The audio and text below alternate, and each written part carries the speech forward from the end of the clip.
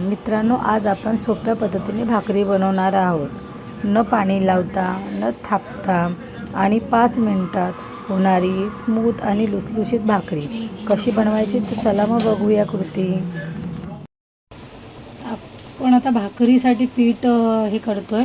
थोडंसं पाणी उकळून घेतलं, याच्यात थोडंसं मीठ टाकूया आपण. आणि इकडे बघा तांदळाचं पीठ आहे, ते आता मी त्याच्यात टाकते आणि भाकरीसाठी उकड काढून घेते. बघा आता आपलं अशा पद्धतीने झालेलं आहे. आता आपण मळून घेऊया.